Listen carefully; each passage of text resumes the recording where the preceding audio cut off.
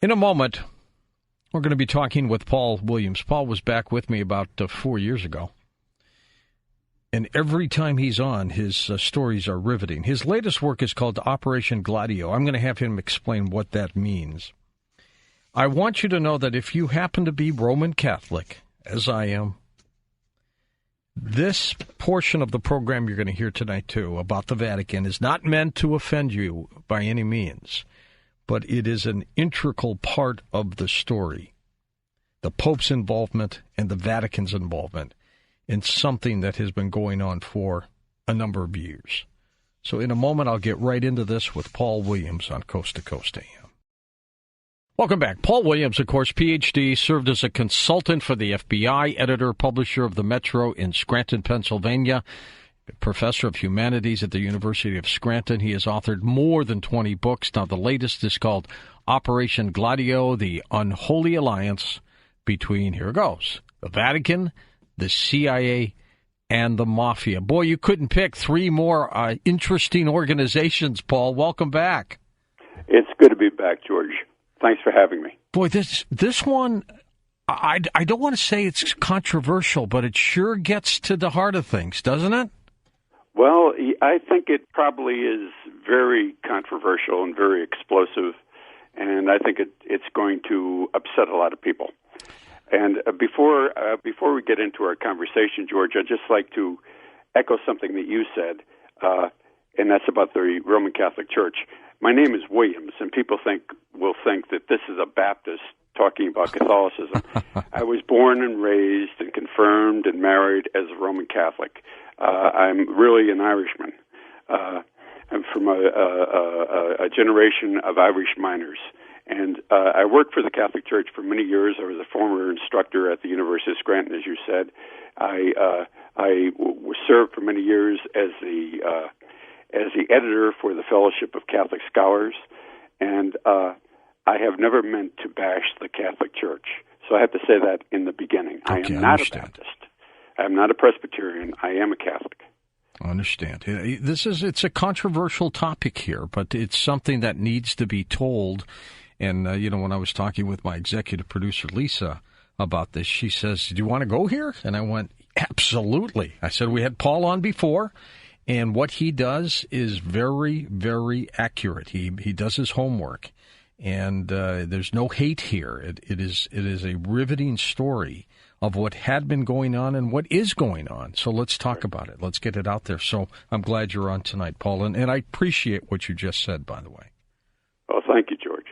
Operation Gladio. Explain the title. Okay, Gladio is the name of a covert CIA operation that got underway to stop the spread of communism in Western Europe. And it ended up as an undertaking by the industrial military complex to create the so-called New World Order. The name Gladio comes from gladius. A gladius was a short sword that was used by Roman gladiators to make a kill in the arena. And Operation Gladio, which once again got underway right at the end of World War II, has been responsible for millions of deaths, and it remains in full effect. When this started, how obsessed were they about communism? Oh, when that started in 1945, they were incredibly obsessed with communism, especially after the Yalta Conference, and they realized that the communists had wanted Eastern Europe, they wanted Manchuria, they wanted to spread throughout the world, that they had global aims that would not be confined, and that the threat of communism was even greater than the threat that came from the Third Reich. Alan Dulles came to that decision. He said in 1945, we're fighting the wrong enemy. No, he was right about that. And, of course, Dulles, of course, had his differences with Kennedy. And, his name's been kicked around a lot in the assassination. Yes. But for Gladio in 1945, Dulles was a key figure.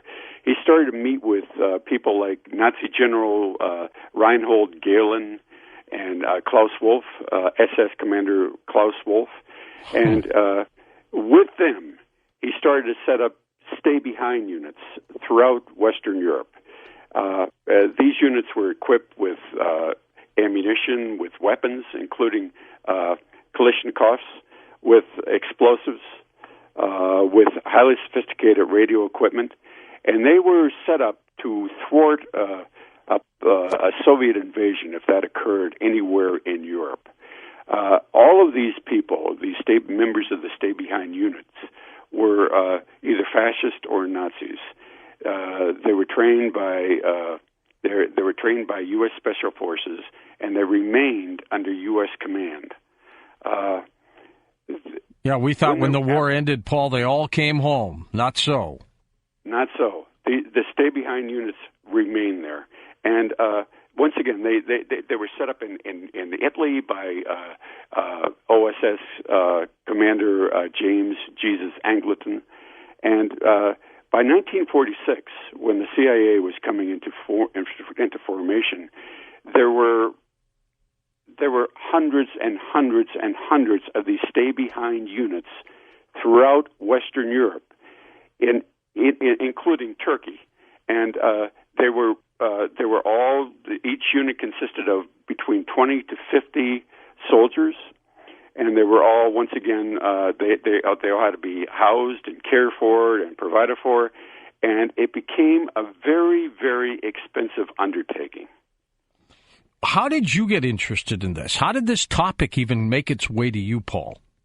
Well, I started researching, as you know, the rise of radical Islam. Right. And I discovered that the CIA had brought the most radical imams that we have in the country here, including blind Sheikh Omar Rahman, who was responsible for the 1993 attack on the World Trade Center. Yeah. He was brought here with a CIA passport.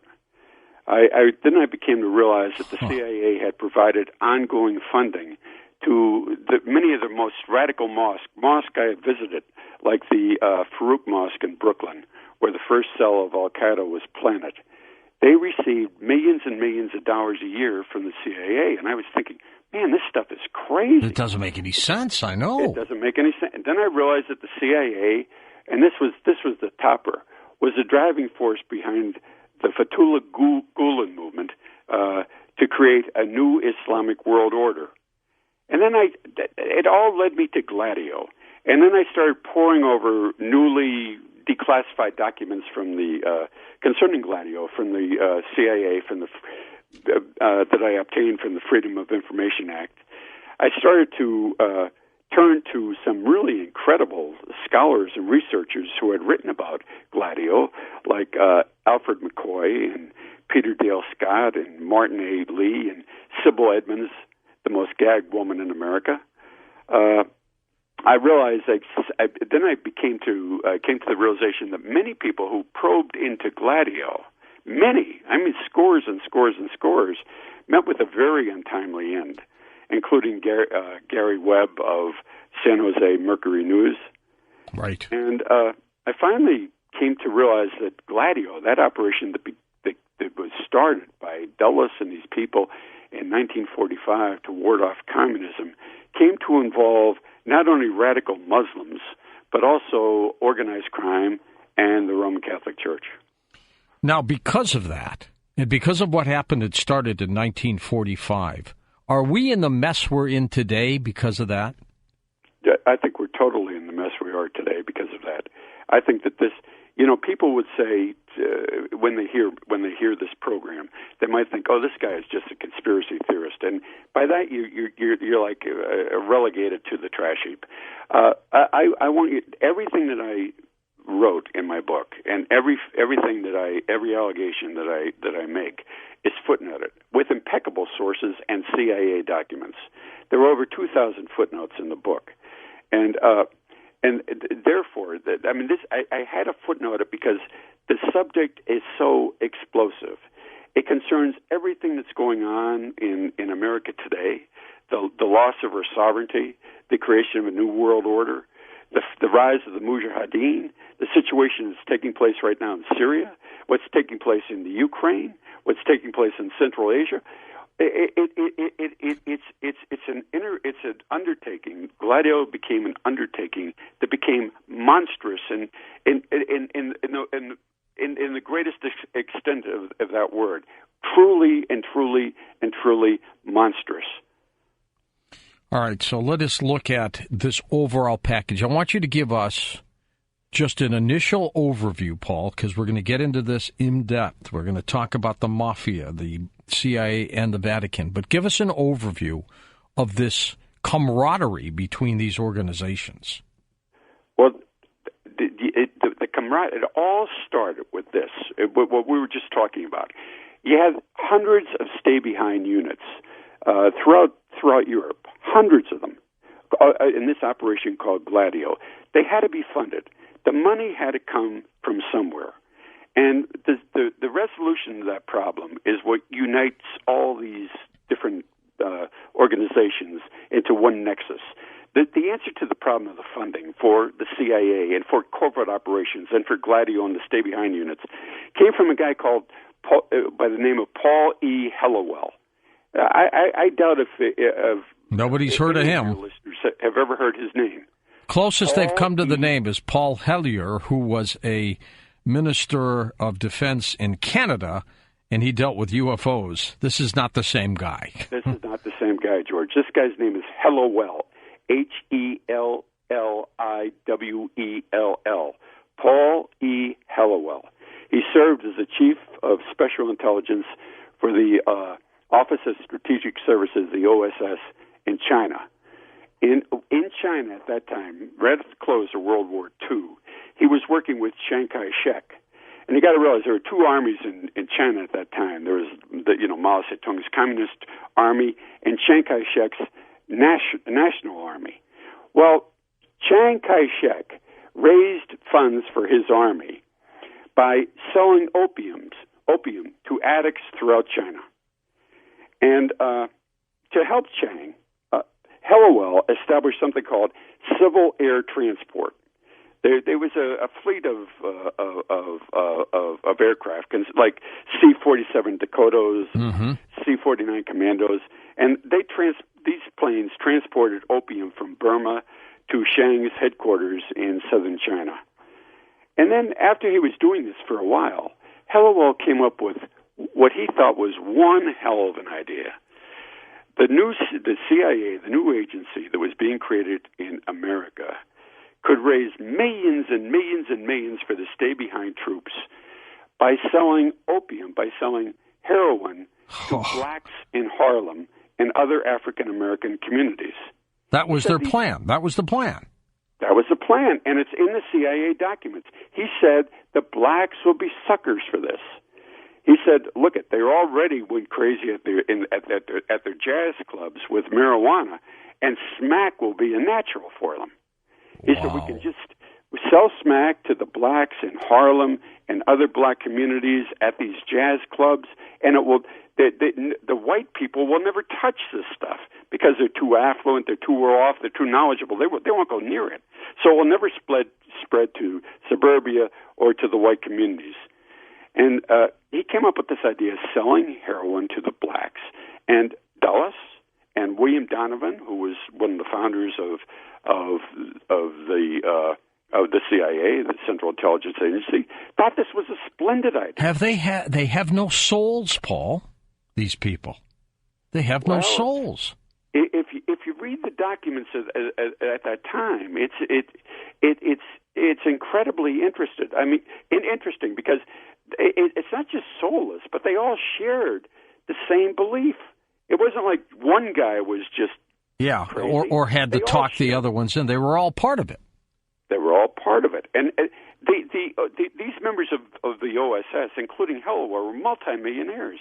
They were all from an elite society. They were the creme de la creme. Well, see, now you've just hit a nerve, because I have always contended, Paul, that these people who have so much money don't need anything else. So what they do this out of control and boredom, that they absolutely, truly are really, this is like sex for them. They are enjoying the game, aren't they?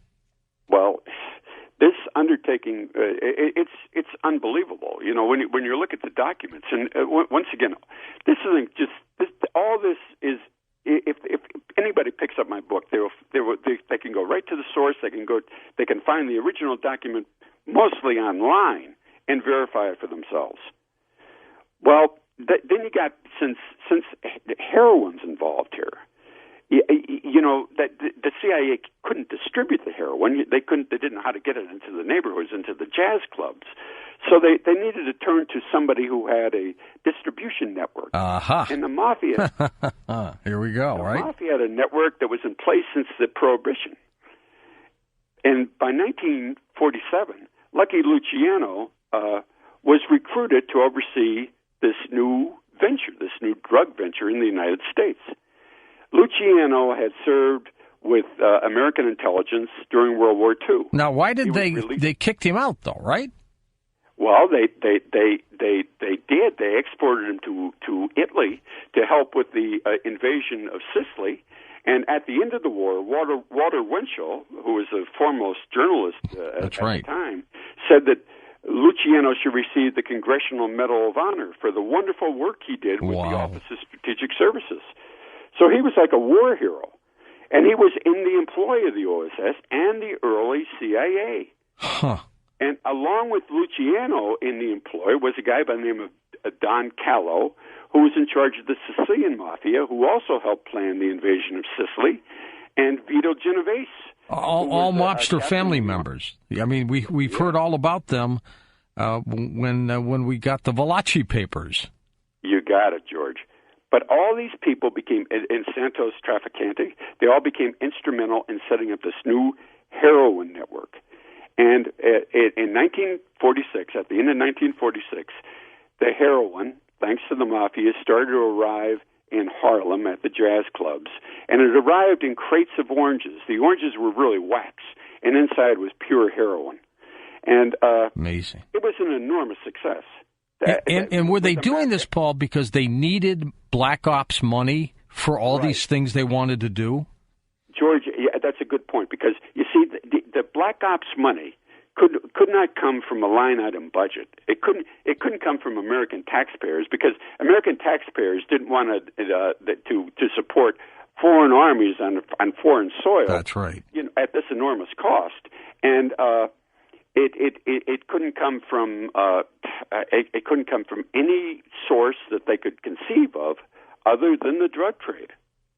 Jeez. So that's what happened. And it festered, and it grew, and it got more profitable. And it became incredibly, millions started to pour into the CIA's coffers for Black Ops. And the mobsters, you got like these jazz greats like Billie Holiday and Navarro, just suddenly, and Charlie Parker. I mean, before that, heroin was, we only had 20,000 addicts in the United States in 1940. Well, it sure exploded, didn't it? It exploded, and these people, all the jazz greats, almost everyone I can think of, became like a hopeless junkie. Yeah, that's right. Now, I assume the mob was skimming, giving a portion, of course, to the CIA, but I'm sure they kept their portion, didn't they? Oh, they absolutely did. Sure. And hold on for a second, Paul. We're at the break. We're going to come right back with you. Truly riveting. Operation Gladio. I'm George Norrie, back in a moment on Coast to Coast AM. Well, do you like television? You can. Take a look at all the great programs that are there. Make sure you look at the Chris Geo show on survival as well. At Beyond Belief, you get it for 10 days free. Take advantage of it when you sign up. Go to the website www.beyondbelief.com. It's that simple. beyondbelief.com. Welcome back to Coast. Paul Williams with us as we talk about his work, Operation Gladio. Let's pick up, Paul. So we're talking about raising money, Black Ops money for this organization, for the CIA, because they can't get it from taxpayers. Congress is not going to approve it. And how much did they make? Millions? Billions? Well, you got to realize that as we're speaking right now, it's $1 trillion business. The heroin's the third most valuable commodity in the world. So I'd say quite a lot of money. Okay, so they raised the money. What did they do with it? Well, the first thing they did, once again, I'm cutting back to 1947. I understand. Their main focus at that time was Italy. The communists stood poised to take control of the government. There were more registered communists in Italy than any place else in the free world, and the PCI, the Italian Communist Party, was sweeping all the regional elections, and Pope Pius XII was very concerned that Italy was going to become a communist country. So the CIA, including Donovan and Angleton, met with Pope Pius XII, and they said that we will provide funding, black funds, to ward off the communist. And but these funds have to go through your bank, through the Vatican Bank. And the Pope, realizing the threat of communism, agreed. And they used the funds, and originally it was about $60 million to prop up the Christian Democratic Party, which was the Catholics' political party in Italy, and to murder some communist leaders, and to bust up communist headquarters. And the Christian Democrats, of course, won the election. But the Vatican Bank was a perfect laundry. It was a sovereign financial institution within a sovereign state. The transactions within the Vatican Bank were not subject to any scrutiny by any outside agency, and the records could not be subpoenaed by any court of law. And it was a huge bank. It was a huge bank, right? And by the relationship between the CIA and the Vatican just continued to grow. The CIA established the Vatican desk in 1950, and by that time, the CIA, without the American people knowing it, was shelling out $20 million a year to the Pope just for his personal purse to spend as he saw fit. And the Vatican, and this is interesting, became the principal repository for the CIA's most confidential documents, including all the documents related to the development of nuclear weapons. They kept them at the Vatican? At the Vatican. And they all came to light in 2007. There was a case taken against them by Holocaust survivors, and they uncovered all these documents. This is going back in 2007. The case was called Alpern versus the Vatican Bank, and they uncovered all these CIA documents going back to the 1940s regarding the development of nuclear weapons, all housed at the Vatican. So, yeah, I mean, the relationship there became very, very, very, very close. And the CIA, as a matter of fact, began to bug the Vatican and to really rig the papal conclaves to elect the Pope. Now, did the CIA initiate false flag attacks anywhere? Oh, are you kidding me? Well, that in Italy, what they wanted to do is they wanted to They wanted to make the communists look like murderous barbarians. So, and what they would do is they would like plant a bomb in some place. A bomb would be detonated, and they would blame it on the Red Brigades. From January the 1st, 1969 to December 31st, 1987. Once again, this is all part of Gladio. 15,000 false flag attacks were monitored by the CIA and blamed on the commies. The most noted of these attacks were probably Piazza Fontana and Brescia, and of course the Bologna bombing. But it was very common. People grew to hate the communists because so many civilians were being killed. But are we seeing the same thing today with groups like ISIS? Yet when you watch these videos or you hear stories of burning, captured pilots or beheading people, I am assuming that's real. George, what I can tell you is this: that ISIS was created by us. Yes, I agree with that. The General Valley, who is a spokesman on Fox News, you see all the time, and John McCain were instrumental in the creation of ISIS. That is fact. And it was all meant, of course, to oust Assad from power, and right now they're a false flag group that was created by us. But it goes all the way back to, and I mean, there's so many throughout our history. Look at we have the drug network that was set up from Southeast Asia, from the Golden Triangle. And what we did when that came in jeopardy, when the Viet Cong came to power, and that the flow of drugs from Thailand and Laos and Burma was jeopardized because Saigon was a distribution center, what happened? In 1964, Lyndon Baines Johnson appeared on television, and he said, "Look it, the North Vietnamese have just attacked our ship in the Gulf of Tonkin.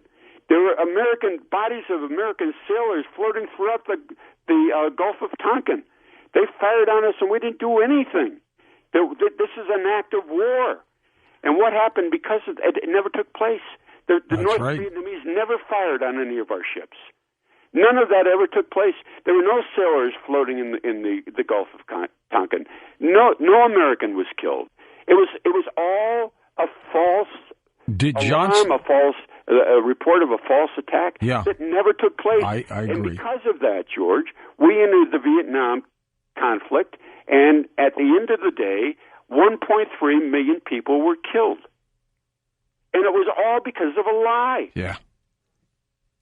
So, I mean, this was all part of Gladio. Now, this is where it gets controversial. You say that our current Pope was involved in Gladio. Explain that.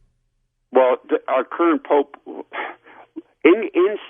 Gladio was not just confined to Italy and to Western Europe. I mean, there were attacks besides Bologna that were occurring, at the same time, monumental attacks. But in South America, Operation Gladio became known as Operation Condor. And this represented, once again, an attempt to suppress liberation theology and to do away with communism and to set up right-wing dictatorships. The first part of Operation Condor there was the overthrow of Salvador Allende in Chile and the installation of Hugo Banzer Suarez in Bolivia. But in answer to your question, in Argentina, we mounted a coup that was led by General Jorge Videla, who was a very good friend of Jorge Maria Bergoglio, who is the current pope. And this coup in Argentina, going back in 1976, was supervised by Henry Kissinger. And Videla launched a purge of all the leftists in Argentina, and over 30,000 Argentines disappeared. And they disappeared because they were loaded on cargo planes, and they were flown to the middle of the ocean and thrown off the planes. What? 30,000 people dumped into the ocean? 30,000. And the Catholic Church supported Videla, and it supported the junta. Did these people think they were fleeing Argentina, or what? Oh, no. It's all documented now. Why did they get on the plane? They were forced on the plane. Oh, they were forced on the plane. They were rounded up, forced on the plane, in cargo planes, transported over the ocean, and dumped off. And at least 30,000. That's at a minimum disappeared. They're all in these cargo planes. They open up the back door and they probably fly at an angle and they slide down or something, no? And in addition to that, between 1976 and 1983, over 7 dissidents were killed every day in Buenos Aires. Now, Bergoglio, Jorge Bergoglio, the who was now our Pope, was provincial general of the Society of Jesus at that time, and he cooperated with the junta. And this is what is not known, but Americans should know. Did he have a choice? He handed over 2 of his priests, 2 Jesuit priests, and members of their congregation to the junta because they espoused liberation theology. The priest and these members of their congregation were taken to torture chambers, and many of them never returned. Now, the proof of Bergoglio's participation in the dirty war, in what took place there, was found in the archives of Argentina's Ministry of Foreign Affairs.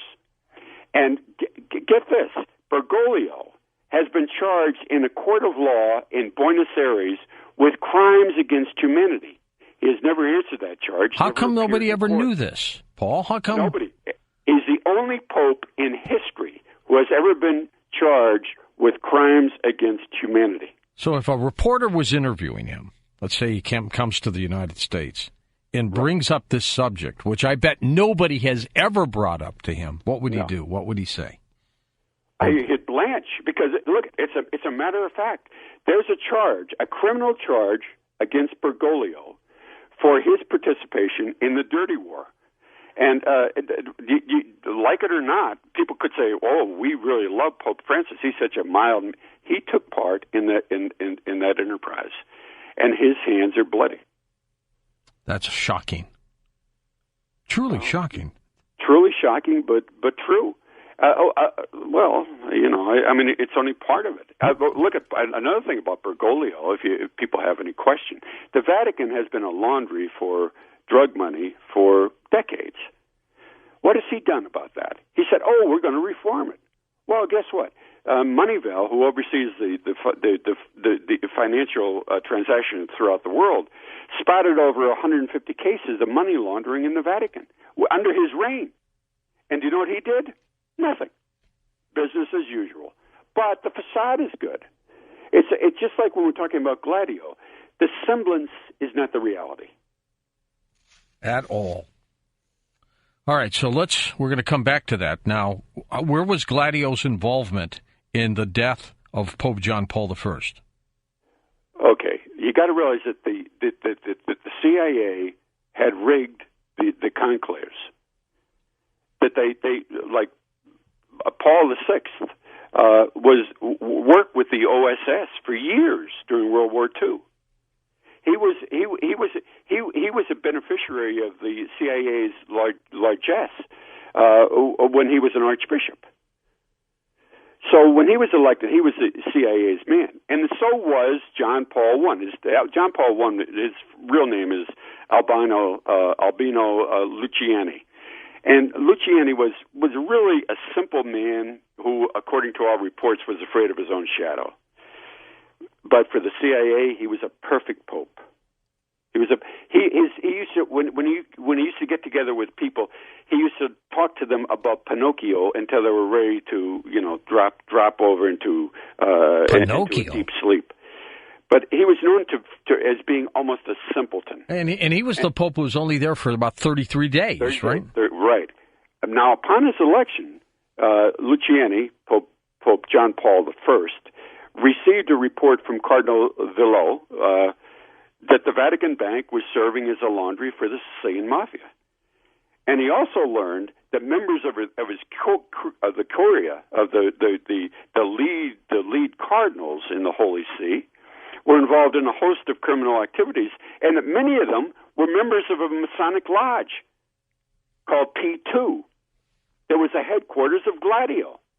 And to join a Masonic lodge, if you're a Catholic, merits excommunication, immediate. It's a grave violation of canon law. So he received all this documentation. And this guy is not the brightest of people, and he immediately announces that this isn't right. We have to remove Archbishop Marcinkus, who is the head of the Vatican Bank. We have to look into this because we can't have the Vatican being involved in these criminal activities. That's where he made his mistake, right? The next morning, the morning after he made that announcement, George, he was found dead in bed. Ugh. And the Vatican officials, by the way, he died at like 5:20 in the morning. But 10 minutes later, Vatican officials show up in full attire. Like they were full attire, full dress, full regalia, at his chambers, and they remove everything from the bedchambers, everything. They remove the bed clothing. They remove his slippers. They remove everything from the bedstand, the medicine that he used for his low blood pressure. And they made a report that he died peacefully at night of a heart attack while reading Imitation of Christ by St. Thomas à Kempis. Well, he didn't. Later it came out, the medical reports, he did not die peacefully. His face was contorted into this horrible grimace. His eyes were bulging from their sockets. Was he suffocated? The bed was covered with vomit. This is the interesting part. Vomit. So much vomit that they had to remove everything, including his slippers. And as soon as he died, George, as soon as at the morning, you think they would call the police or call the doctor? They called 2 morticians.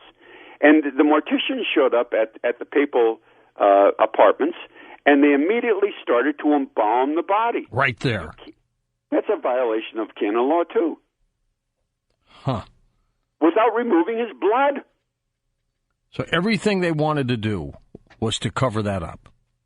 Well, they did everything. And then the medical reports that came out that they showed that the Pope was in very good condition. He had never had any sign of a heart condition.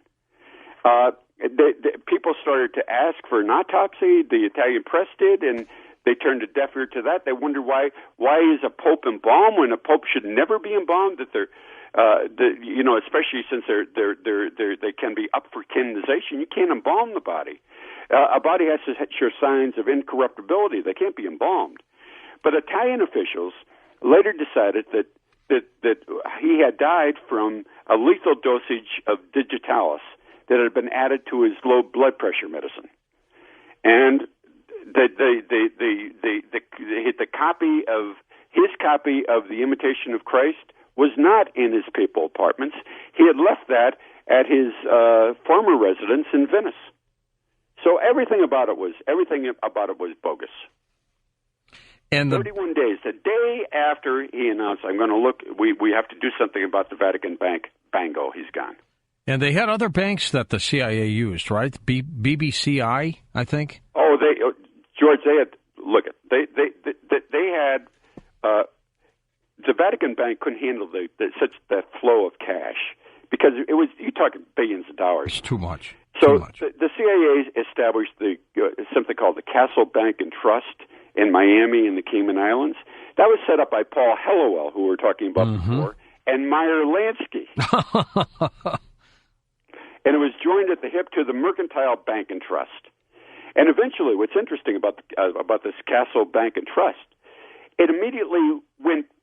It immediately vanished into all its assets vanished into thin air. Millions and millions of dollars, poof, gone, in the wink of an eye. The bank's gone. Everything's gone. Bang, it's gone.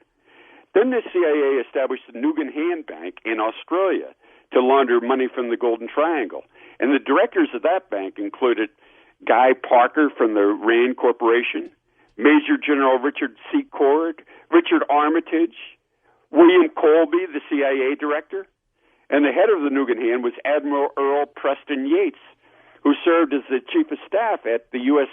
Pacific Command. Paul, when we come back, I want to talk about where do we stand today with Operation Gladio? Is it still going? And if it is, what's happening?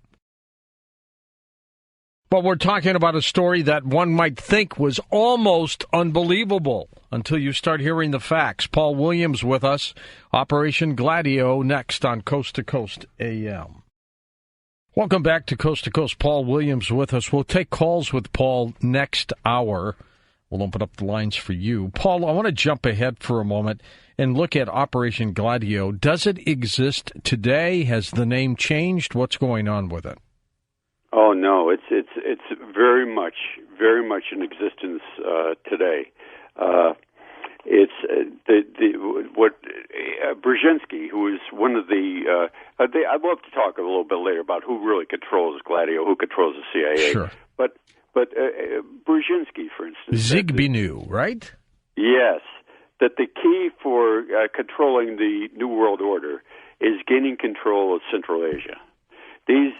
Central Asia has vast natural resources: oil, natural gas, uranium, and the eyes of the globalist, the global strategist, is set on Central Asia. And in order to get the oil reserves and take it away from Russia and China, what you have to do is you have to unite all of Central Asia the way it was done in the Ottoman Empire. Now, all these newly formed republics in Central Asia, they all share a common Turkish heritage, Turkish culture, Turkish language.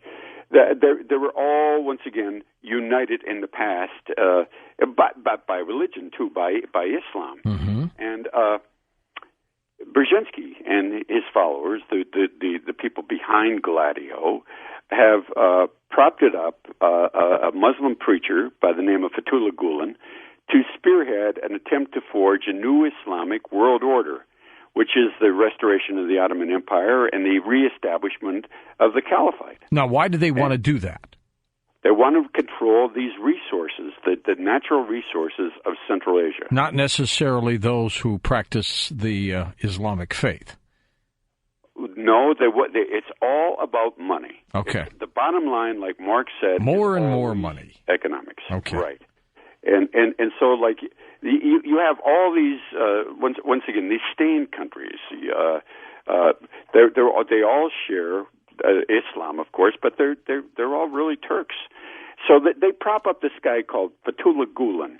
He was an itinerant Muslim preacher, and he starts preaching in Turkey during the 1990s about the new Islamic world order, bringing the Ottoman Empire back, a new caliphate. With CIA funding, Fethullah Gulen, purchases the leading media outlets in Turkey. He buys up the leading newspapers, the television networks, the radio stations. He purchases universities, businesses, and centralized banks. We're talking about the expenditure of billions and billions and billions of dollars. Gulen establishes in Turkey his own political party called the Justice and Development Party, which seeks in 1999 to topple the Turkey's secular government, to put up this new Islamic world order. Gulen is charged with sedition, and he's forced to leave the country.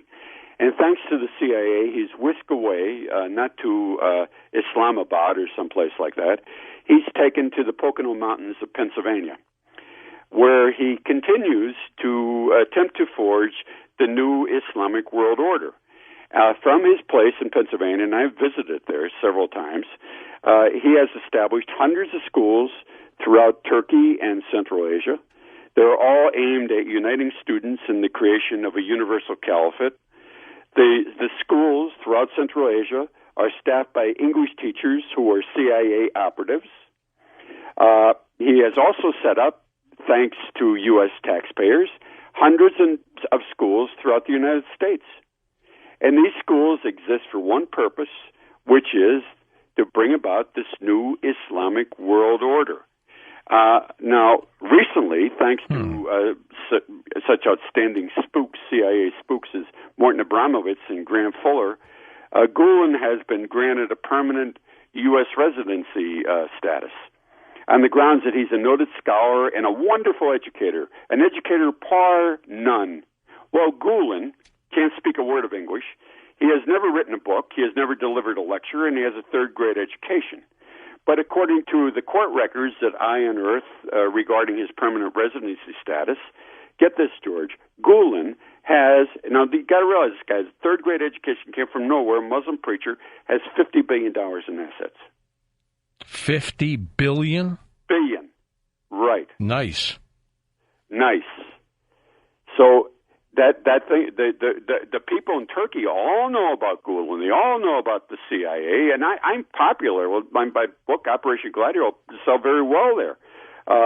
In the United States, most people don't know. Well, let me ask you this, Paul. Though we've got an emissary out there, so-called Vladimir Putin, out there in Russia, trying to do his thing. Totally opposite of what the CIA-driven group is trying to do. Right. When do they eventually really butt heads? I don't think it's the Ukraine. When is it going to really explode? Well, that is really, well, in Ukraine, of course, right now you have false flag attacks that are, they're everywhere. Blamed on the people in the Ukraine who are Russians, who are supporters of Putin, and they're really these assassinations, these shootings into the crowds and stuff are. Even like that disappearance of that Malaysian jet, all that is very, very, very questionable. And the fingerprints of the CIA are all over all of it. But it started. It has really never stopped. Even with the fall of the Soviet Union, no matter what Russia has done, we continue to depict them as like the utmost enemy that has to be destroyed. Putin is the only one who has stood up to radical Islam. Putin is a good look at. Putin established a huge cross in Syria. Putin, is a nationalist. Unlike the globalist, he doesn't want to create a new world order. He wants Russia, just like Americans should define their country as a place with borders and as a people who are united by blood and heritage, not by a piece of paper. So Putin is the enemy for the New World Order. He's the enemy of the Council on Foreign Relations, of the Trilateral Commission, and therefore, he has to be depicted in the worst possible terms. There's even talk among neoconservatives right now of going to war with Russia. It is absolutely crazy. I saw a story. Again, it's internet-based. So you got to take it with a grain of salt. That Putin is going to release a report saying that 9/11 was a false flag and that it was done within the United States. Now, I don't know if that's just internet chatter or what, but I'm starting to hear that, Paul. Have you heard that? I've heard that too. I've heard that too. Well, let's realize, that there's something very suspicious about the events surrounding 9/11 and our involvement in Afghanistan. And by the way, I want folks to know again that you have been a consultant to the FBI. You're just not some guy flying in with a bunch of theories here. Go ahead. Well, even more than that, I am primarily a journalist, and they had a background in PhD. I studied with monks, as a matter of fact, patristics and Latin at St. Mary's Abbey in Morristown, New Jersey. But I had that training to unearth facts that way and to pay attention to details. But I am only a journalist. I gather information and I report it. And I document everything that I say. Everything is documented, very carefully in the book. But we created this. Going back to what we were talking about, we created the Mujahideen. We trained them. We did. That was Bin Laden's group, right? We supplied them with weapons. Between 1979 and 1989, the CIA provided more than $3 billion in black aid to the Mujahideen, who became the Taliban, and we wanted to get them to get the Soviets out, which they did. Then they became the Taliban, and then we had problems with them. What happened? But George, the Taliban. The Taliban were a group of students who were from Pakistan, who were concerned about the conditions in Afghanistan and invaded the country. Their interest was in Afghanistan. The Taliban had nothing to do with 9/11. No. What I'm saying, though, is the Mujahideen became the Taliban. Well, those freedom fighters that we supported to get the Soviets out, then went into Afghanistan. They ran the government, and then we had problems with the same people that we supported. That seems. Right. Well, do you know what the problem was? And on January 27th, 2000, the Taliban, who was now in control of Afghanistan, announced a ban on poppy production. That's right. That was their That was their death knell. That was it. January 27th, 2000. And didn't they protest? They protested a pipeline? Yeah, but the poppy harvest at that time fell from 4,600 tons in 1999 to 81 tons in 2001. Look, the source of all of the covert funding of all these operations of the creation of the new world order all depends on heroin. All drugs. So the poppy fields are being eradicated, And guess what happens? 9/11, and guess what? We have to invade Afghanistan.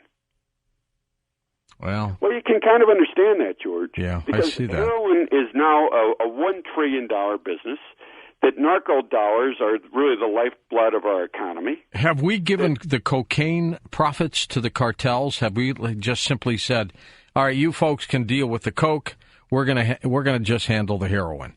Oh, no. We handle the cocaine as well. You got to realize that we mounted that the coup in Bolivia with Hugo Benzer Suarez, and to fund that coup, the CIA planted coca trees throughout Bolivia, and the coca was exported to the Colombian drug cartels for refinement into cocaine. And in this way, once again, going back in the early 70s, the CIA entered into the cocaine business. And the funding from the cocaine was laundered through Vatican holding companies in Panama and the Bahamas. Are you ever concerned about your safety? Am I concerned? Yeah. I mean, listen, look at the things you're saying.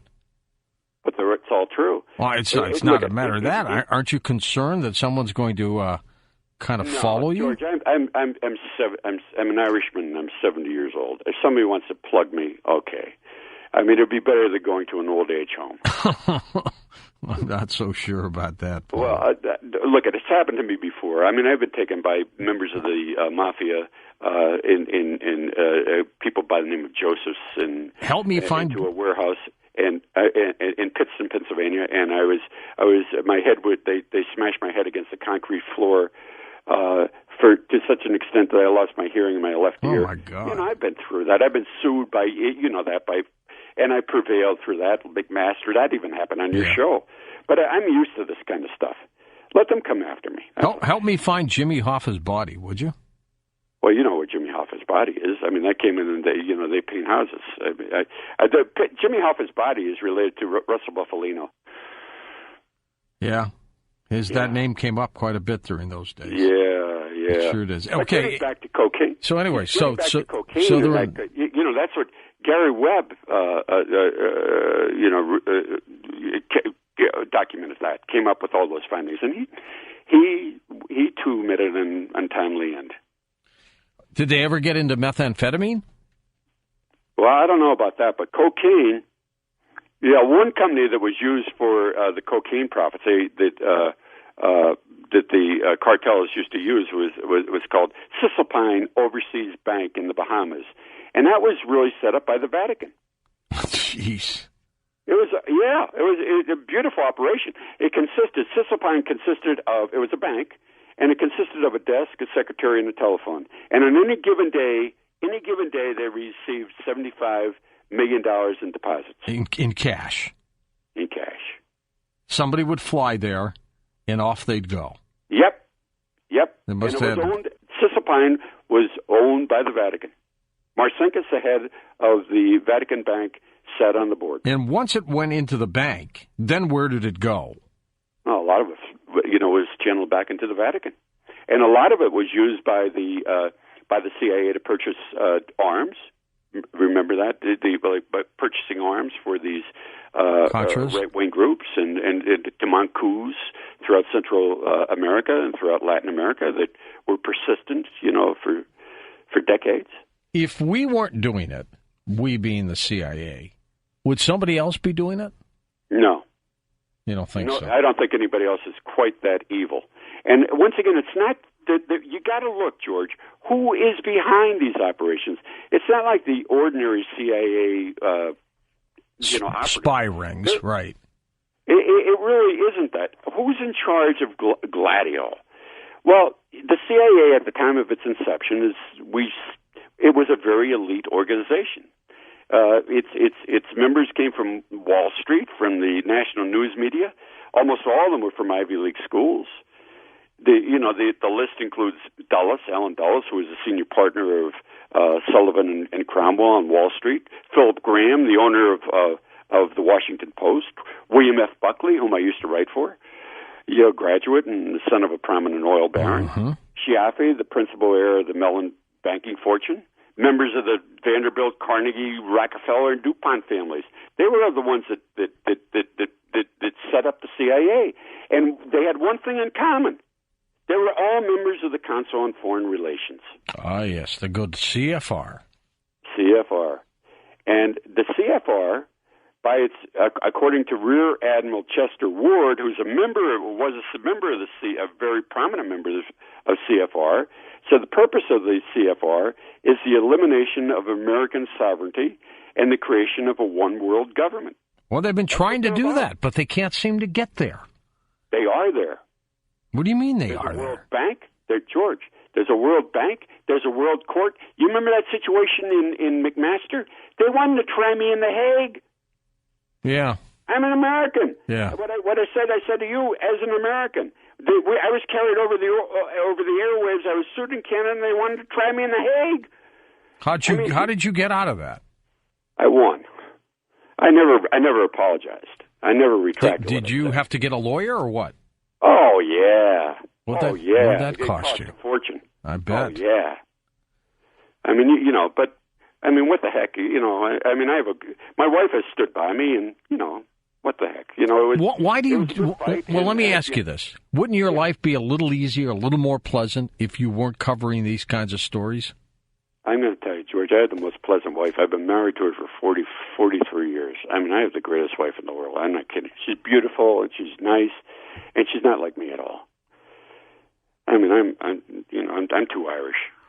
But wouldn't your life be easier if you didn't do these stories? If I didn't do these stories, I wouldn't be on Coast to Coast at this hour in the dead of night talking to George Norrie, and that's just what I want to do. And that's what you want to do, and that's what you're going to get. There you go. All right. How about the Trilateral Commission? Who the heck are they? Same people? Oh, the Trilateral Commission within the Council on Foreign Relations. By the way, going back to them just for a second, since the close of World War II, you look at who controls the State Department. The State Department controls everything that we do internationally. So who's been in control of the State Department? Dean Acheson, John Foster Dulles, Dean Rusk, William Rogers, Henry Kissinger, Cyrus Vance, Warren Christopher, Edmund Muskie, Alexander Haig, George Shultz, James Baker, Warren Christopher, Madeleine Albright, Colin Powell, Condoleezza Rice, Hillary Clinton, John Kerry, all have one thing in common. They're all members of the Council on Foreign Relations. And that's why we haven't had any change in direction of our policy in decades. And we never will. Yeah. We never will. But the Trilateral Commission, David Rockefeller formed an elite group within the Trilateral Commission in 1973. And ostensibly, the purpose of the Trilateral Commission is to foster closer cooperation among North America, Western Europe, and Japan. But according to Barry Goldwater, who I really believed, God rest his soul, the Trilateral Commission was really set up to be a skillful, coordinated effort to seize control and consolidate the four centers of power. Well, I'm going to talk more about some of these incredible conspiracies when we come back. Well, next hour, you know what that means. We open up the phone lines from all over the planet and let you take some phone calls here and questions with Paul Williams, as he has written a book called Operation Gladio. And there's more to come when we come right back on Coast to Coast AM. And welcome back to Coast. Paul Williams with us. Paul, are these people acting at all at our behest, trying to do things for us? No. I don't think so, George. I think that the interest... You mean for America? Yeah, for us, no, America. They want to do away with America. They want to do away with all our sovereignty. They want to do away with any concept we have of America as a land with real borders and a people who are united by religion, by heritage, by history. They want to do away with that. Why do we let them do what they're doing then? Why? Because, George, they are. It's very nefarious. For instance, I can answer the question: why can you only hear a report like this on your show? And that's because they have tentacles everywhere. they initiated in the 1960s something called Operation Nightingale. Are you aware of that? Is this when they sprayed us in St. Louis and places like that? No, that was where it was an effort. It's Nightingale once again. It was established to gain control of the press, and they said that they did that. They took over entire news agencies: ABC, NBC, the Associated Press, Reuters, leading journalists from CBS, Time, the New York Times, Washington Post, and it was all to control. It was an effort to unite the media in support of the CIA's efforts to make the world safe for democracy. And they could only make the world safe for democracy by issuing false reports and turning a blind eye to real developments. That's why even to this day, you're not going to be able to hear. Everybody in Europe knows about Gladio. The European Parliament condemned it. The Italian Parliament condemned it. It made headline news throughout the world, except here, because Nightingales still persist. Is it as big, Paul? Is it as big today as it was back in 1945 when it started? It's infinitely bigger. Wow. Oh yeah, you can't. Yeah, even a couple of years, and every year it grows exponentially. Because a couple of years ago, I could at least be on Fox News talking about some of this, but not anymore. I mean, Murdoch is a leading figure in the Council on Foreign Relations and Trilateral. The News Corporation, the Council on Foreign Relations has business partners. News Corporation is very big in that. Lockheed Martin, all the big banks, all the international banks, they're all part of that. It's nefarious. You don't think that I would be invited by Rick Warren, for instance, to speak to his church about what's happening at the Vatican? I mean, that would never happen. I'm not going to be invited on O'Reilly to talk about, what the News Corporation is doing with the New World Order. The only place I'm going to end up is the place where I want to be, and that's right here at Coast to Coast with George Norrie. Well, here you are.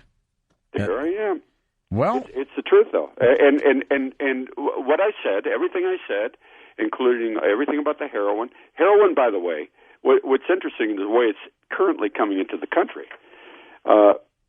It comes in. A lot of it comes in with people with diplomatic passports. Many of them are Turks. And they just come in with suitcases loaded with heroin, and they have diplomatic immunity. And there's been news reports that have been substantiated about the Turks coming in with. But another thing is the heroin right now is flown from Turkey to Brussels in cargo planes, in NATO planes, to Brussels, and they're loaded on U.S. cargo planes. And the heroin is transported, get this, I substantiated it, to the Andrews Air Force Base in New Jersey. Now, do they know about it? That's where it's coming in. Do some of the military from there to Paterson, New Jersey, and to Chicago. And you're not going to hear that on the news. You're only going to hear that here. Some of the military folks who are there, stationed there, do they know this is happening? No, they don't know it's happening, but it is happening. During the Vietnam War, nobody took the heroin was coming in body bags. So now, look into your crystal ball, Paul, and with this going on, where are we headed over the next 5 or 10 years? Well, in more and more, we're going to see globalism. We're going to see the stress for one world government, one world bank. We already have. One world currency they're already talking about in China and the United States. We're going to be talking about we have a new world court in a one world court. We have Francis now talking about a one world religion, saying that Muslims worship the same true God as us. So I think you're going to see more and more globalism. Less and less a sense of what it is to be a Yank or a Canadian or a person of any nationality, a person with defined beliefs. That's going to be done away with. A person with certain creeds, that's going to be done away with. because it's all making this way for us to be part of a new world order. And every day it's coming more and more and more to fruition. And it's being done by the Trilateral Commission and all these businesses, major businesses, international banks, international businesses who don't want tariffs. They want to sell their goods to everybody throughout the world, and they don't want American products. They want American products that they can make as cheaply as possible in third world countries. And more the middle class is going to disappear, and geostrategists are going to be more and more successful. Truly remarkable, truly scary as well. Well, it has been going on so long, and we relinquish more and more of our beliefs every year. You got to realize, in 2008. Every presidential candidate or presidential contender, Hillary Clinton, Barack Obama, every single one of them, McCain, every one of them was against same-sex marriage. Look what happened in 4 years. The beliefs have changed just in a short amount of time. But are they out of control? Oh, no, they're very much. I mean, will anybody start a nuclear war? Oh, yeah. That will happen on American soil. I said that on the Nuri show before. But that will happen here. That will be one of the ultimate false flag attacks. But that will occur. And it will be the reason for us to enter to invade another country and to further the cause of globalization. That will occur. Will it be like a dirty bomb in a suitcase? What will it be? A dirty bomb, George. The fact that hasn't gone off yet in New York City or L.A. staggers my. I know. I too. I'm amazed every day that it hasn't gone off. I'm amazed. I think all it would take is something like cesium wrapped around a firecracker and set off. Bam! There you got it. Cesium is a substance you can't wipe off, you can't wash off. 1 grain of it is a bone sucker. Your entire all your internal organs will turn to mush. You'll be dead in a matter of weeks, like Yevtushenko. And if it's on a building, you can't scrape it off. You can't get it off. You have to take that entire building and put it in a dedicated landfill. Can't get it off a tree without cutting it down. Can't get it from the earth. Can't get it from the birds. I'm amazed that hasn't happened yet. Well, maybe it hasn't happened yet because they don't need it to happen yet because they've got everything under control so far. Well, everything is quasi under control, but you got to realize that, look, at the false flag attacks have continually in 1998, for instance, Bill Clinton and Madeleine Albright called for us to go to intervene in Kosovo. Do you remember they claimed, they said, the ethnic Albanians there are being massacred by Slobodan Milosevic and they're being tossed in the gutter. Wag the dog, right? Yeah. And none of that happened. None of that happened. No. And in the wake of our intervention there, the Albanians who were part of Al Qaeda at that time have destroyed hundreds of Christian churches. Of the 200,000 Serbs who lived in Kosovo, only 400 are there now. Well, now let's talk about false flags. I mean, here we are, this Jordanian pilot, the guy was burned to death. Or are you saying that's all faked and none of this is happening? I'm saying that right now you have to be like a barnyard chicken to be able to pick the corn, the kernels of corn from the manure. Now, I know regarding Kosovo, that was a false flag. I know regarding Vietnam was a false flag. I know that the George H.W. Bush, when he was saying that Saddam Hussein was taking Kuwaiti babies, that was not happening. Tossing them on the floor. I know that was a false flag attack. It brought us into. I think that a lot of the things that occurred with the so-called Operation Enduring Freedom was a result of false flag. Going into Iraq was a false flag. Yep. There were no weapons of mass destruction. No, it's all false flag. And of the thousands of Americans who died, and in fact that the false flags come to light, there's never outrage. How about that, George? Well, there is outrage in the alternative media and the internet, but that's the about Vietnam vets, when they found out about the Gulf of Tonkin, that it was all bogus. You think there would be at least screams? Well, to me, that's treason. It's treason to do that. What they did was McNamara part of that. Oh yeah, they all knew about it. McNamara became, as you know, the head of the World Bank. After that, that's right. Well, he's passed on now. He's. Oh yeah. How many? What did we do? Lost about 45,000 men, soldiers, during Vietnam. Oh yeah. Tragic. And what did it accomplish? Nothing. Yeah, no, none of all of these the wars that we have been engaged in since World War II have accomplished nothing. Korea, Vietnam, just death and devastation. Yeah, and of course, a lot of it continues to be fueled by heroin. That's one thing that the outcome. All right, let's go back to the Vatican for a moment. Okay. So the Pope's there, and here we are. Yeah. Was the original Pope Benedict? Was he forced to resign? That was unprecedented. Well, the thing about Benedict is you got to realize that. So much was taking place at that time. I mean, you had scandal after scandal. You had the pedophilia plague. Out of control. Out of control. You had, and I think he just gave up. But you look at the situation of the Vatican right now. Within the past decade, infant baptism in the Roman Catholic Church in America has declined 42.4%. Adult baptism 51.2%. Communion 43.6%. Yet the people are being born. It's not like the birth rate is that low. Look at four Catholics are leaving the church for every one convert, and in Europe it's infinitely worse.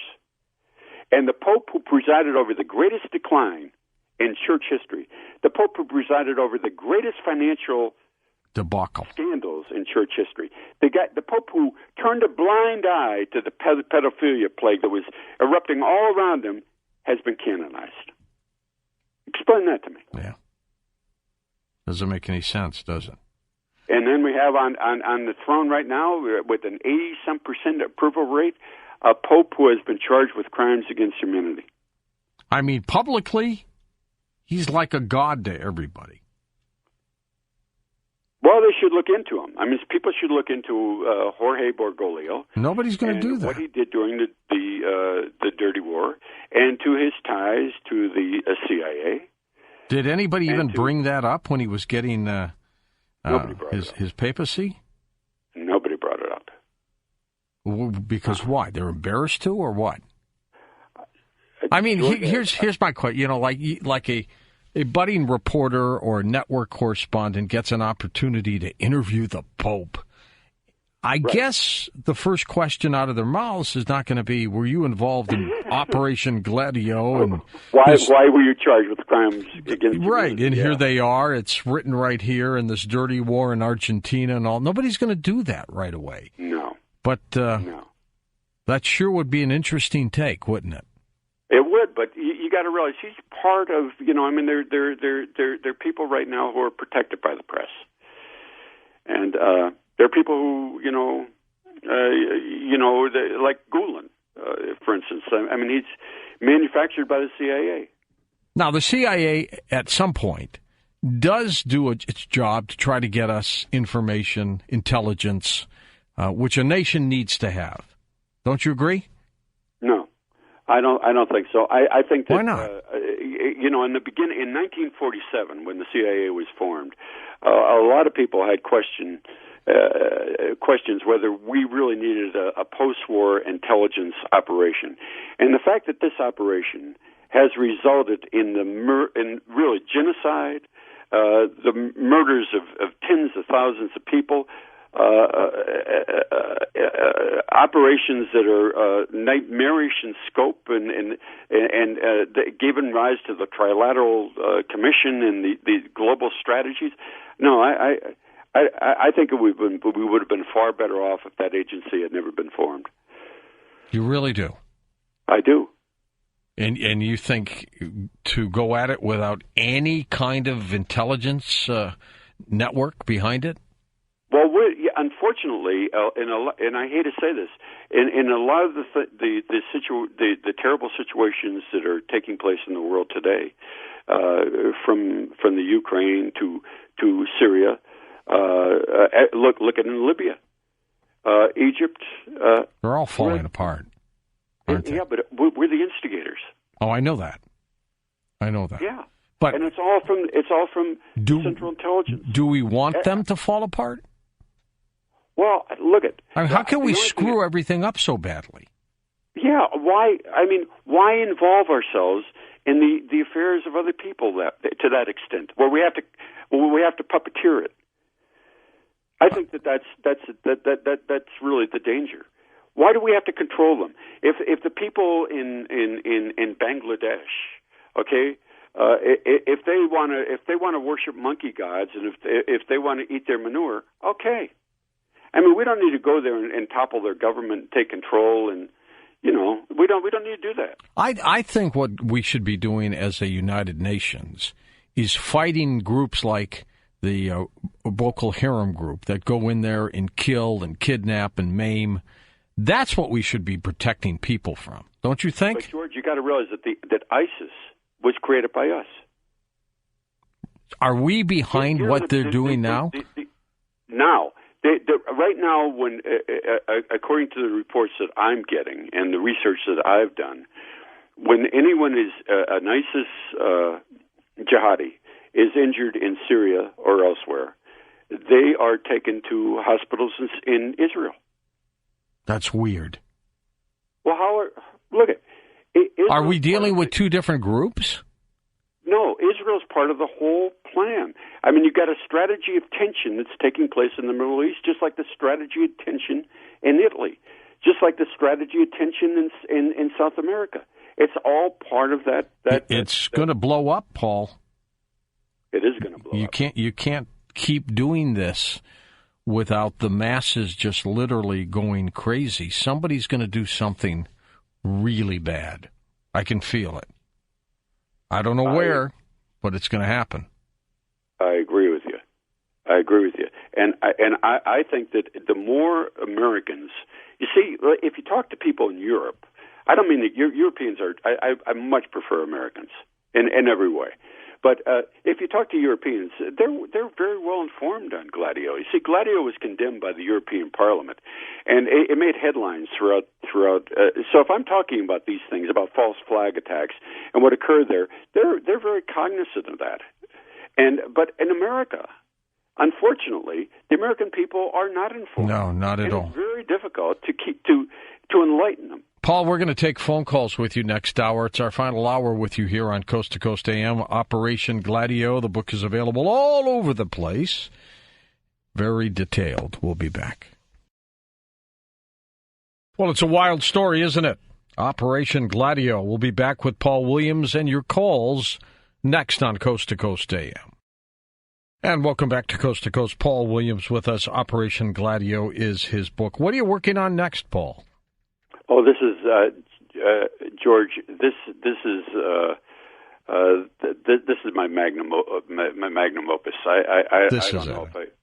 Yeah, you see, writing a book right now, especially on a subject like this, is difficult in itself because the research was. It's huge. It's immense. Yeah.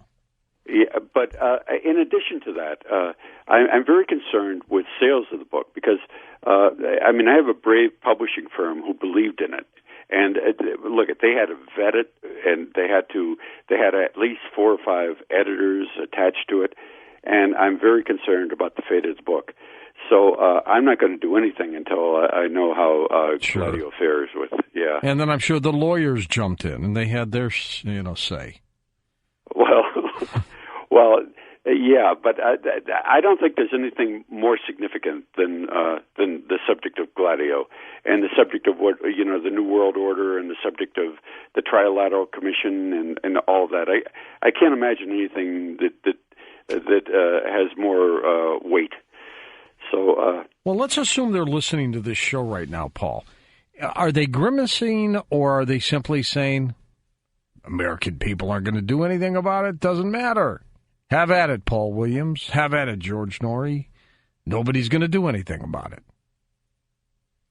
Yeah, I think you're right. I think that what you're saying is the truth.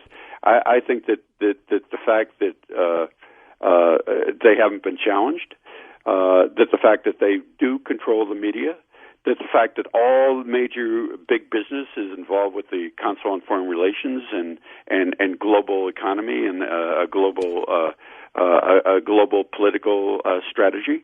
I think that they have that attitude that it doesn't matter what I say in the middle of the night on the George Norrie show, despite the fact that the George Norrie show is very powerful.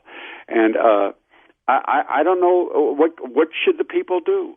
Well, first of all, they should. I hope that they're informed enough to look up Gladio for themselves to substantiate all the assertions that I've been making over the last few hours. That they become aware that we have been involved in covert undertakings that have been horrific, and that have resulted in genocide and mass murder and financial devastation. That the semblance that you see is not the reality. That there are real forces working in the shadows that manipulate almost everything that the American people see and do and think. That they can manipulate your thoughts and your beliefs. But I think the more people become aware through shows like this, I think a show like this is vitally important. So I'm delighted to do it. And I just hope and pray that at the close of this conversation, the people will look into Gladio and will look into what the CIA is doing. And will look into our involvement in false flag attacks throughout the world. They will. Now, if I do that, then I've done a powerful amount of good. I'm going to ask you several names. Tell me if that was part of Gladio, and then we'll go to calls. The assassination of JFK. Yeah. The assassination of Martin Luther King. Yeah. Robert Kennedy. Yeah. Marilyn Monroe. No. Princess Diana. I don't think so. It could be. I didn't look into her to the extent that I've looked into the other people that you're mentioning. And Princess Di? No, I haven't looked into her because, she's kind of a fluff figure. The other ones were substantial. So why squeeze out? Assassination is incredible. Look, at 80% of the American people know what happened with the Kennedy assassination. That the reports are not accurate. But once again, once you question that, you're labeled a conspiracy theorist, and that relegates you to the junk heap of the media. Was Hoover part of all of this? Hoover was not. Hoover was at odds with the CIA from the time of its inception. So I'm not aware that even the FBI, since it's a domestic agency, really played that key of a figure in the operation, and because once again it was all international, and it all concerned the FBI. You got to realize that even they were prohibited because they were not informed of making a major drug bust did not occur in the United States until late into the 1970s, despite the fact that heroin had become a plague. So that in itself is very telling that the FBI was not aware of what the CIA was doing. All right, let's go to some of the calls now as they line up for you. We will start by going to Eugene, Oregon. Stephen's turn on Coast to Coast. Stephen, go ahead, sir. Hey, it's my pleasure, George and Paul. Thank you. And, Paul, I just want to thank you so much. You're such a breath of fresh air, and everything you're saying is so factual. It's just, you're spot on. You really give me hope. Well, God bless you. Yeah, I mean, you are. I mean, and for all the Coast listeners out there, this guy, Paul, is telling you what exactly is going on in this country and the world. And if you don't believe it, you just got to go out and search it for yourself. Get off the mainstream media and go find some alternative places to find your news, because it's all there. You just got to look for it. It's there, all of it.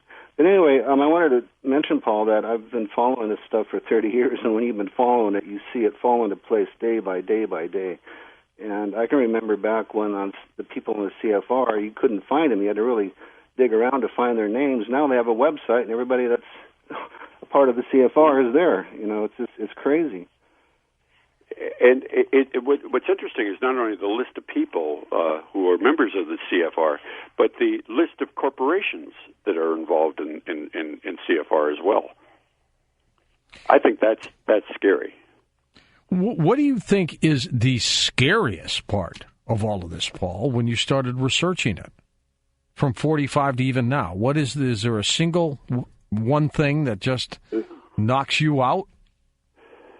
The thing that I think the thing that really knocked me out was the control that the CIA and these other people that we're talking about have of the drug trade, and how they unleash that upon us, and how it serves a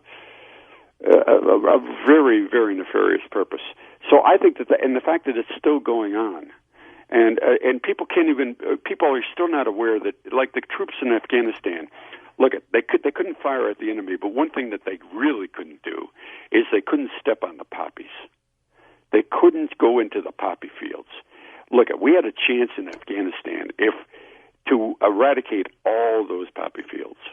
Oh, we didn't want to do it. We had an opportunity to end it all, and yet heroin flowed in here as never before. And the fact that heroin can flow in the way it does shows me that anything can flow into this country. Do we have American troops guarding those poppy fields? Yep. Yep. I had nephews over there. I just talked to a young man who came back, but definitely, yep. They're there. You were not allowed to go into the poppy fields. You weren't allowed to step on one crop. Let's go to Anna in Pasadena, California. Here we go. Hi, Anna. Hi. I'm calling because I do know about Gladio. So I am one American that does know about it, and I haven't read your Hallelujah. book. And in Greece. Oh, hello. First I should say hello. I said hallelujah. For the show. How did you know about it, Anna? How did that come about for you?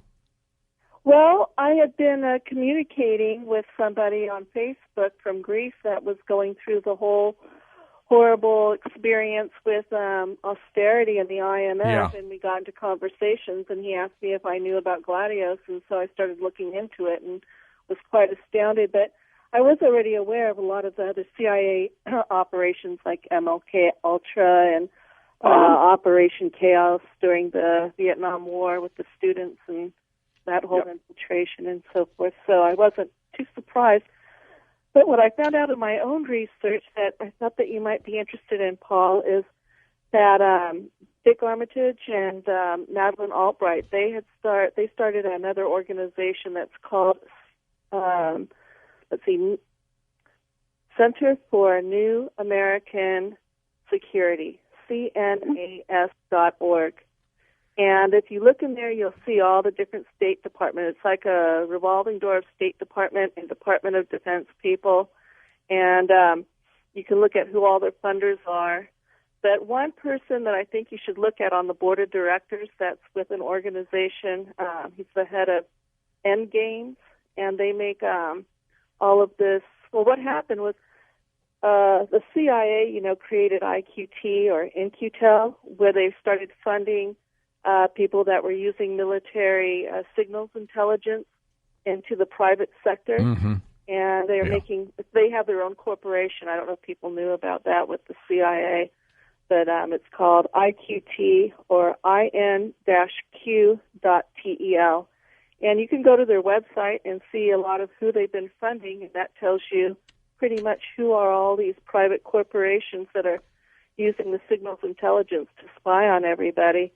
but a lot of those people, too, on the board of directors are also previously from military intelligence in the State Department and DOD.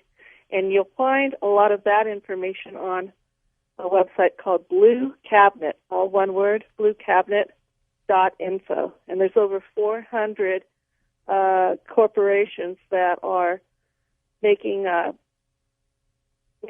like in this spy devices that are being used globally. So I thought you might be interested in that aspect of the CIA. All right, thanks, Ann. And have you heard about that, Paul?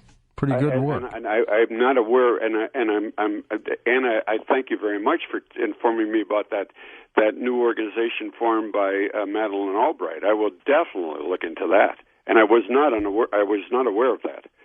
So thank you very much. Let's go to St. Louis. Derek's with us on the wild card line, our old town. Go ahead, Derek. I was just curious about Iraq. We flew in, invaded Iraq, flew a bunch of weapons and army equipment in there, took control, and then all of a sudden just left that in the hands of Iraqis, which immediately ISIS moved in, took control of that equipment and weapons. Was that all done by design? It was all part of the strategy of tension. You see, what we try to do is you try to create an enormous amount of conflict within a country. So the country is divided. So you have, in Iraq right now, you have the Sunnis against the Shia and the Kurds. So you have a situation right now that plays very well for Israel and plays very well for our concerns there, especially the creation of the Islamic pipeline that's going to go from Iran into Europe.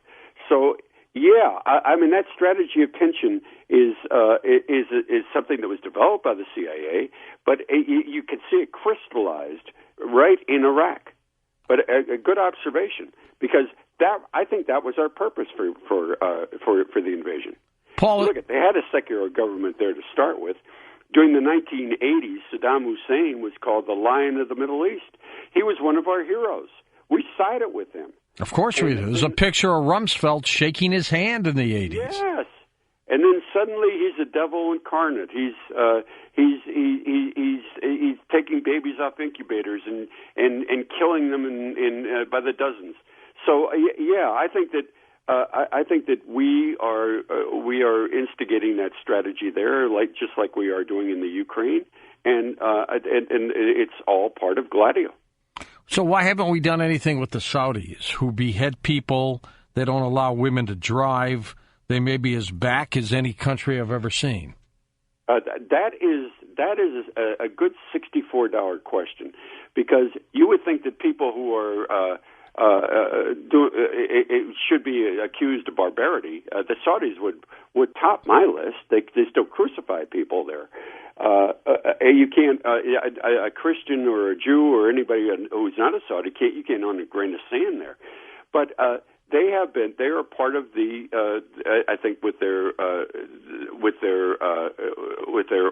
oil reserves and their petrodollars, they are engineering along with the Israelis, who are, I think they're working in tandem with them.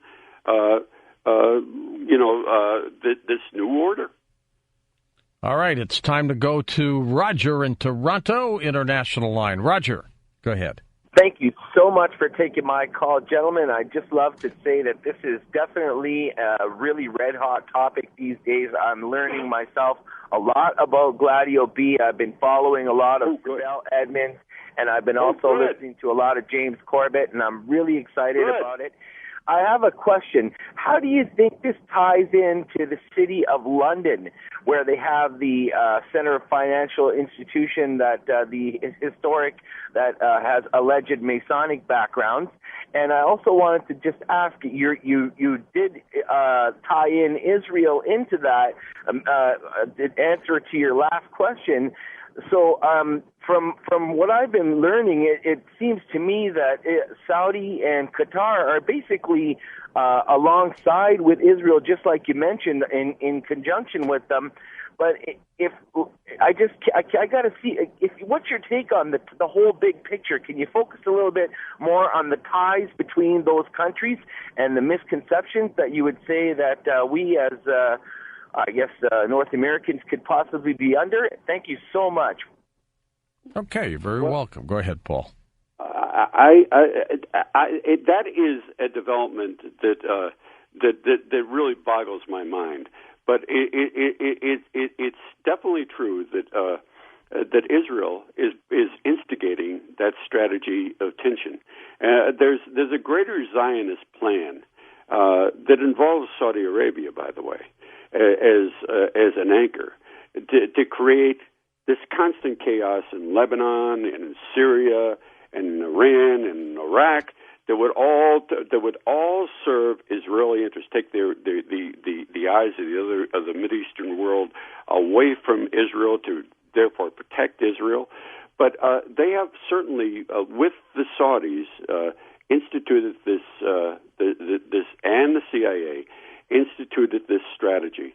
And the fact that ISIS, and for these fighters to join ISIS, to go to Syria, they have to travel through. First of all, they have to go through Jordan, or they're going to go through Israel.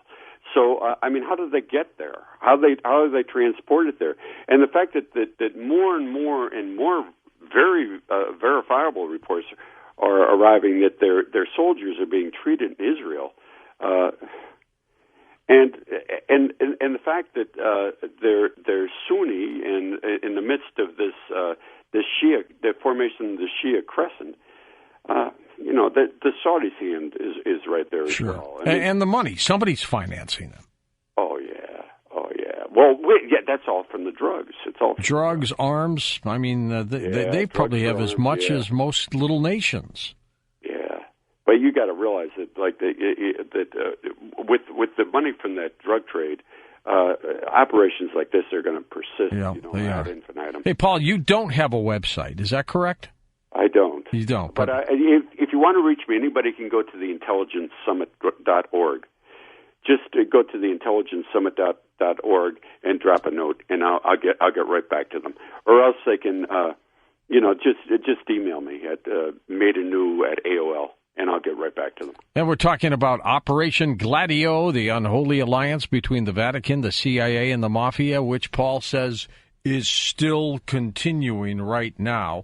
We're going to come back in a moment on Coast to Coast AM and take your final phone calls with Paul, and I'll fill you in on what's in store on our next Coast to Coast show. A great guest coming up tomorrow for the first couple hours. Really excited about this. I have admired this individual's work for a long time, and I'll tell you who that is when we come back. And again, don't forget, like us on Facebook, as so many of you are. Follow us on Twitter, and I hope you all become Coast Insiders. And I'm working on something that will knock your socks off if you're an insider. Well, on our next Coast to Coast program for the first 2 hours, actor Lou Gossett Jr. joins us. I'm really looking forward to this. It's going to be exciting. And then we're going to talk about some incredible weird things going on Mars with George Haas. So make sure you're part of the program. We'll be back in a moment on Coast to Coast AM. Welcome back with Paul Williams and your final phone calls here as we talk about his work, Operation Gladio. What are your friends, peers, Paul? What did they say about this work? It's an amazing work, and you're right, the research must have been unbelievable to put this together. No, it was. It was out of everything that I've done, even a doctoral dissertation. This was very, very, very demanding and exacting. And once again, I had to rely on CIA documents, but also there are heroes out there like Sybil Edmonds, whom somebody mentioned, who's done an awful lot of research on Gladio, and I relied on people like her, and that made it a lot easier. People should be very familiar with her name because she is the most muzzled woman in America. And she's a former FBI translator, and she's a great gal. But she writes extensively about Gladio, and her and people like her showed me the way. Well, that's the way to go. Let's go now to Jeff in Culver City, California. Hey, Jeffrey, good to have you with us again. Hey, George and Mr. Williams. Yeah, great topic, the CIA and the Vatican. Hey, but regardless of whatever occurred 68 years ago with the CIA's creation, it seems that in 2015, Pope Francis is trying his best to remain relevant and keep the religious game alive in this regurgitated evil time we're living in, and the people are bewildered and confused with what's going on with the world's three great religions. And Generation X and Y have absolutely no idea what's happening. But my question is this, Mr. Williams. Do you believe that the CIA is prodding the Catholic Church to serve as a counterweight to the Islamic faith since they're trying to present their ideological and theological views and jockey for position along with the New World Order, plutocrats and technocrats, who are trying to take over in the new 21st century millennium? And I'll take your answer off the air. All right, that's a good question. Paul, what do you think of that? Well, I know that the CIA, since 1947, has established a Vatican desk, has been involved in rigging papal elections, and they've been very much involved in bringing people like Bergoglio to the papacy. So I don't think that he's a counterweight to the CIA. I think he's part of the CIA's weight. And I think what he's doing is exactly what he's acting completely in accordance with script. So no, I don't see that. I see him as part of the problem, not part of the solution. What's going on with the Vatican Bank these days, Paul? I mean, still corrupt? Absolutely. Moneyval, who the international country that oversees financial transactions, has ruled that it's one of the most corrupt banks in the world. That in recent years it has continued in over 105 instances in the last year or so to launder money, massive amounts of money for the mob. So nothing has changed there. Did they pick up the slack? By the way, when you look at the financial records of the church, they will never disclose the holdings of the Vatican Bank. There will always be a phrase saying, this is the money we have, with the exception of the IOR, the Institute of Religious Works, the Vatican Bank, which is a separate entity. It always has that codicil at the end of every one of their financial statements. So there's no disclosure there at all. That remains completely shrouded in secrecy. Do you think the Vatican Bank stepped in where the BCCI Bank after it failed? Well, I think I think the money from that's interesting with the BCCI, because you're talking about banks now with billions and billions. Billions. And billions. This was started by a single Pakistani guy. Yeah, how about that in Karachi? Yeah. And guess what? Poof! It disappears in the wink of an eye, and all the assets are gone. Yep. Well, gone, and it disappeared. It disappeared because people were finding out about it. Yeah, well, it was even the subject, including Gladio, of the Kerry Commission. As you recall, I mean, all that came to light. A lot of the things that we were talking about tonight, by the way, came up before the Senate, and before the Church Committee, and before the Kerry Commission, and nothing was done about it. The CIA involved in genocide and involved in false flags. Yeah, the Senate was told about it. Yeah, the House of Representatives were told about it. Yeah, the executive branch knew, but nothing changes because the people in charge of the State Department and in charge of Gladio remain in place. Steve is in Denver, Colorado. Steven, take it away.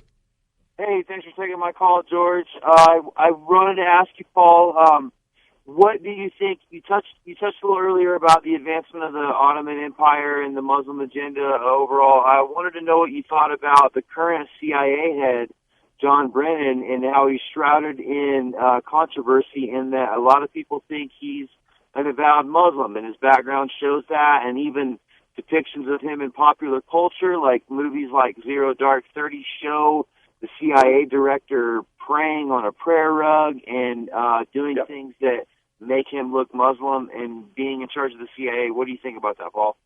Oh, I think it's all part of the same script. You got to realize that when Pope Francis was in Turkey, what did he do? He bowed toward Mecca and started to pray. And then he proclaimed that Muslims and Christians worship the same God and must grow in mutual cooperation and esteem for the good of the planet. So, I mean, Francis sounds just to me like David Rockefeller. I can't see any distinction between the two. The push for the one world government, the elitists, the Illuminati, we've all called that the same. They're up and running. Are they afraid of us at all? No. I don't think they are. They have too much power. They have too much money. They control everything. We're ants, George, to them. Yeah. They're going to do what they want to do. Yeah. Let's go to Michael in Punta Gorda, Florida, east of the Rockies. Hi, Michael. Go ahead. Good morning. Good morning, gentlemen. I'd like to address your precautionary prior to the program where you were afraid of offending Catholics in the audience. Mm-hmm. You couldn't offend a traditional Catholic. But as you were raised as a Catholic, George? Yes. And so was I. I tried to are now agnostic? Excuse me? Or possibly now agnostic? Who, me? No, not at all. No. Okay, cool.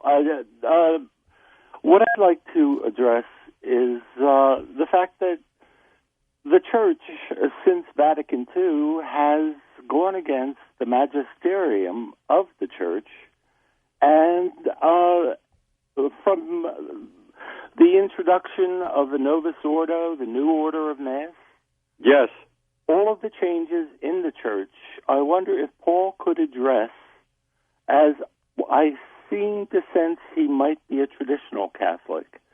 Yes. I'm waxing metaphysical now, but... I know exactly. I'm on the same page with you, brother. Okay, good. Because right now, the Church has existed in the world since the establishment by Christ. Yes. And we have had good popes and we have had bad popes. Yes. The popes, since Vatican II, have preached a new form of religion. They were cautioned about this by several popes before John the 23rd, and it was against modernism and against ecumenism. Since that time, it's only gone downhill. You have had, from a percentage of 90% of Catholics attending Mass on Sunday, we're down to something like 33%. Huge drop. If my figures are correct. All right, let's get his thoughts because of the clock. Thanks for that. One of my Michael. favorite callers. God bless you. Yes, I realize the impact of aggiornamento, updating on Catholic doctrine. I realize, and I concur with you, that in the wake of Vatican II, the Church has surrendered all of its cherished claims to the zeitgeist, to the spirit of the age, and I think that they're all being motivated by forces, there are secular forces outside the Vatican, and it's a horrific situation. So this caller is a keeper. Thank you very much. All right, let's take a couple more. Michael, that was a great series of questions and an observation. Tony is in Boston. Welcome to the show. Tony, go ahead. Good morning to you. Thank you, Mr. Norrie. It's an honor to talk to you. I've been listening to you for years. Thank you. Quick, Paul, have you heard about the heroin that's in Russia right now? And it turns your skin into crocodile wherever you inject it. And it's a couple of cases have happened in the U.S. It's scary. It's like if you watch YouTube, they're like getting high and they fall over and they laugh, but then their skin, it's scary. It's very scary. I wasn't aware of that, and you're informing me of something I don't know. And as soon as I get off the phone, I'm going to definitely look for this new form of heroin. Yeah, it's on YouTube, or it's like Crocodile Heroin Russia. Wow. And it's scary. It's oh my God, I saw it and I couldn't believe my eyes. Well, you know it's going to be here. It's going to be in Boston before you blink your eye. It'll be everywhere. Yeah. It'll be everywhere. Big money, though, Paul. Big money. $1 trillion. The third most valuable commodity in the world is heroin. Now I know why they won't legalize drugs, which is something I've been advocating to minimize crime and things like that. I agree with that, too. There's too much money involved, isn't there? Too much, absolutely. Yes. Let's totally agree with you there, George. It's Ron's turn now in San Francisco. Good morning, Ron. Go ahead. Hey, I wondered if you heard of something happening that's going on here. It's a phenomenon that doctors are being absolutely discouraged to prescribe opiates to their patients, and they're turning all their patients over to pain docs, specialists. There's going to be an amazing influx of people turning to the street because they can get the heroin for a tenth of the cost on the street instead of, paying exorbitant amounts of money for legal opiates. Just what we need. The greed of this trinity is beyond belief. I mean, it's crazy. It's everywhere. More and more and more heroin is hitting the streets every day, so that a hit right now in northeastern Pennsylvania is $5. How's that? That's cheap, isn't it? Are you kidding me? Yeah, that's cheap.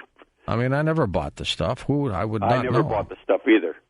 But that's it's $5. They still use needles to inject it? They still mainline, yeah. Oh, man. You can smoke it, but you can snort it, but the preferred method is mainline.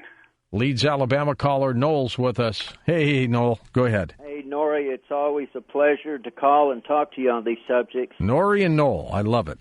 And so do I, and I love your programs, and I've been listening for a long time. But, Paul, I want to thank you very much for coming out with the programs that the military is secretly doing, which is destroying this country. Oh, yeah. I was at Ward Smith Air Force Base. I'll give you a story to confirm that everything you're saying is right. I've got the names of people who were involved in it. And I was an airman at the time, and I was out in an alert facility, and one night a person wasn't supposed to be in that area. I took him down, and he tried to kill me with a hypodermic needle. The next day, they sent me over to a weapons storage area, and I've got some lady without no credentials telling me that I'd do anything that she says, and I didn't have any say-so over it. Well, of course, I jacked her up because she didn't have the right credentials being in that area, and she said, "You'll remember my name." Well, all you listeners who know me as Staff Sergeant LaRiviere, now you know why the things happened the way they did at March Air Force Base, all the way down to 842nd Tropo, where they threatened me with bodily harm, injected me with something that messed me up, and I had to get out when I had 19 years, 11 months. Oh, so close to retirement. Exactly. Now, my father-in-law was involved in the stuff way back. I won't give his name. He was one of the general's aide who messed with my career on the sidelines and was funded through the Masonic Temple. You got to appeal that, Noel. That's crazy. In the military, if you get 20 years in, you get to get a retirement check for the rest of your life. Mm-hmm. In addition to Social Security or anything else, you can still go get another job, but you still get your military retirement once you get that 20 years in. He was months short. They screwed him up. Oh, man, that's horrible. I'd go to court on something like that. A few more minutes left, Paul. I'm going to try to take one more call, but a final question, at least from me. I'm concerned about the false flags that you talked about. How do we know when an episode is real? Because there are people out there that hate our guts. Mm-hmm. Or it's a false flag. I mean, my gosh, it's confusing to people. Oh yeah, if it's done right, it's very confusing. Well, the false flag, some of it, I mean, were very easy to uncover. For instance, the ones regarding Saddam Hussein. I mean, French journalists went in and they visited the Kuwaiti hospitals and they spoke to all the nurses and they spoke to all the doctors and they could do away with that very, very easily. Bologna, the bombing at Bologna was kind of easy to uncover as a false flag because the explosives that were used were uniquely used by NATO, and they were traced back to a CIA unit. Boston Marathon bombing, false flag? I don't think so. But your take? That one I haven't given that great of great amount of thought to.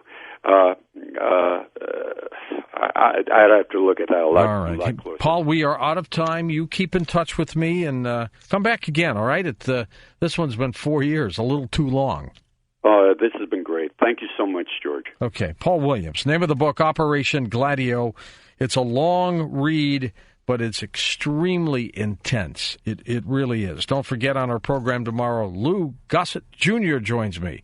I'm looking forward to that. That's going to be fun, talking about his career, his foundation, and great actor, too, by the way. Officer and a gentleman. One of the reasons I decided to be an officer in the Navy so I wouldn't get yelled at by a drill sergeant. For Dan Galante, Tom Danheiser, Lisa Lyon, Lex Lonehood, Sean Ladesseur, Stephanie Smith, Chris Boros, and George Knapp, I'm George Norrie, somewhere out there on Coast to Coast AM. We'll see you on our next edition. Until then, be safe, everyone.